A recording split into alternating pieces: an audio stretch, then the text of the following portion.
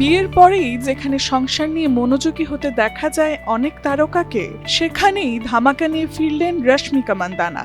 সম্প্রতি তার ইনস্টাগ্রাম পোস্টে এমনই এক ইঙ্গিত মিলেছে।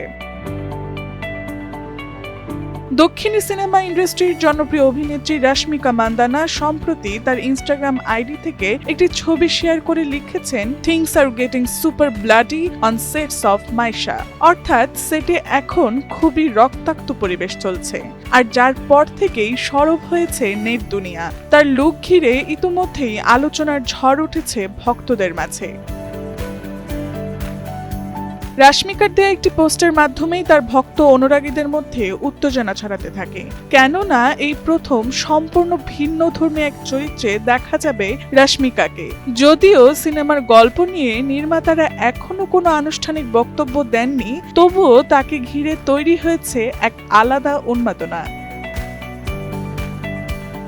এর আগে রশ্মিকার সুপারহিট ফিল্মগুলোতে তাকে দেখা গেছে রোম্যান্স, কমেডি কিংবা ট্র্যাজেডির ভেতর দিয়ে যেতে। তবে এবার তামিল ইন্ডাস্ট্রিতে আলোচনা রয়েছে এই চরিত্রের জন্য রশ্মিকা মান্দানা নাকি মার্শাল আর্ট প্রশিক্ষণও নিচ্ছেন। তবে এই প্রস্তুতির গুঞ্জনের ফলেই ধারণা করা যায় সিনেমাটিতে থাকবে শারীরিকভাবে চ্যালেঞ্জিং অ্যাকশন দৃশ্য এবং hand to hand combat sequence. Pushpa 3, cocktail 2 ও রানাবালি সহ কিছু সিনেমা রশ্মিকার লাইন আপে আছে।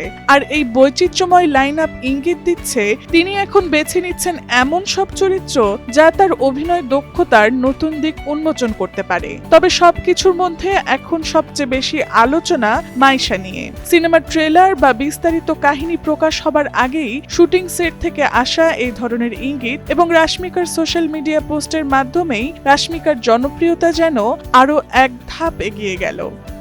Tasnuva Sanjida, Times today.